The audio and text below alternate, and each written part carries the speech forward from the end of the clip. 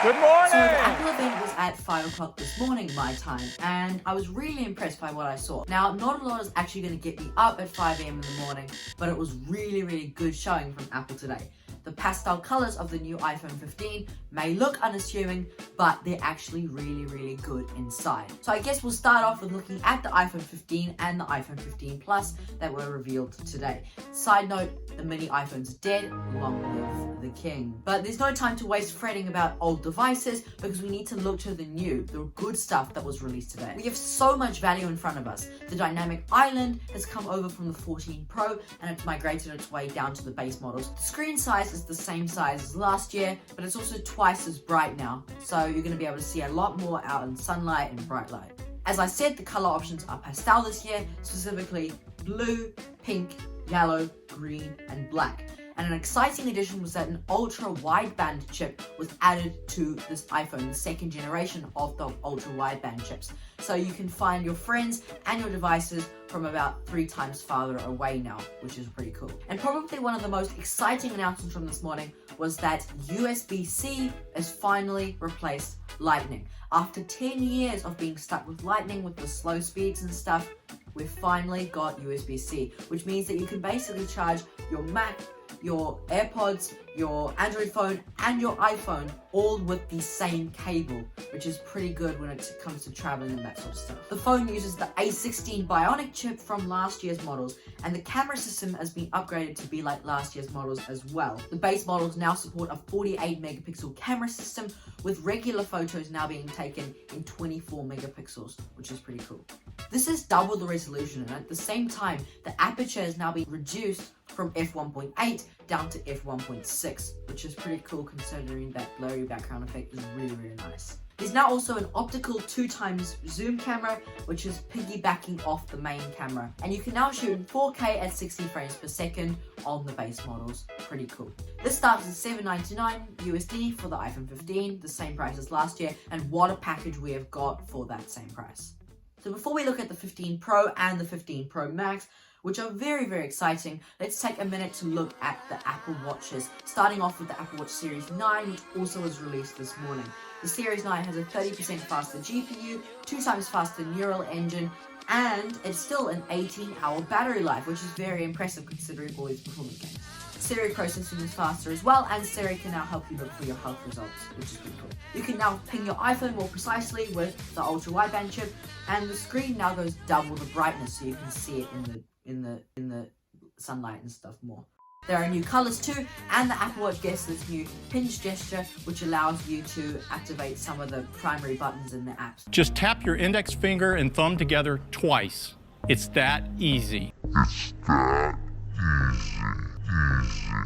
So this starts at $399 USD, which is a pretty good package considering that. The Apple Watch Ultra 2 also got some pretty cool updates as well. It's the same as before, but it's also pretty good now. In addition to everything else from the old model, the display now goes to a whopping 3000 nits of brightness, which is pretty bright, and the elevation range of the watch has been expanded, so you can go anywhere from negative 500 meters to 9,000 meters up in elevation, and the watch should still be fine, which is good for considering the Apple Watch Ultra is for adventures and that sort of stuff. It uses the S9 processor, the same in the Series 9, and it starts at $799 USD, which I'm pretty sure is the same price as before. So again, pretty good value for what you're getting here. But in my opinion, the Pro models of the iPhones are always the most exciting event of these September announcements. And this year is no different because we've got some really cool iPhones, including the fact that they are made with titanium now, which not only makes the iPhones a lot stronger, but it also makes them a lot lighter as well. So it's a pretty good benefit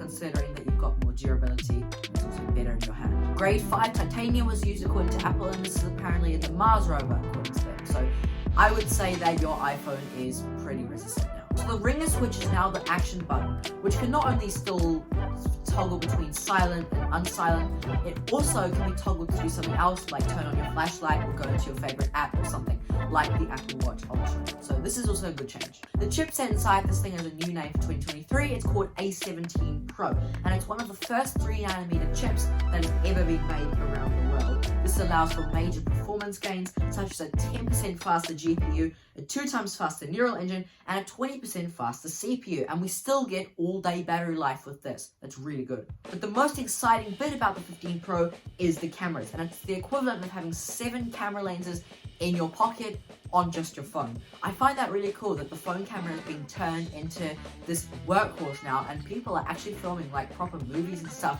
on the iPhones. It's really good to see. With a larger sensor than the 14 Pro, regular photos now default being taken at 24 megapixels, and they can also be taken at 48 megapixels as well from the main camera. And we now have individual focal length options which can be individually toggled. Macro, 13mm, 24mm, 28mm, 35mm, 77mm, and on the Pro Max, a 5 times optical zoom camera which can go to 120mm of focal length. If you've seen one of those Sony lenses, they are so long, but they've managed to pack it into this really tiny iPhone body. That's really, really impressive.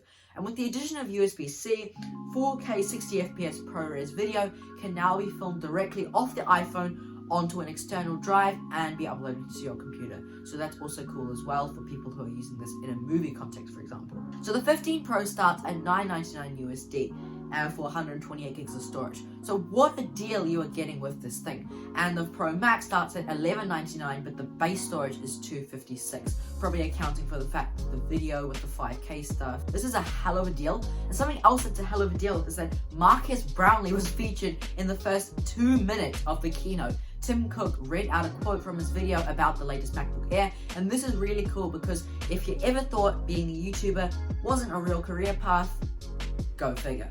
But still subscribe to my channel down below and you'll follow more of the WWDC coverage.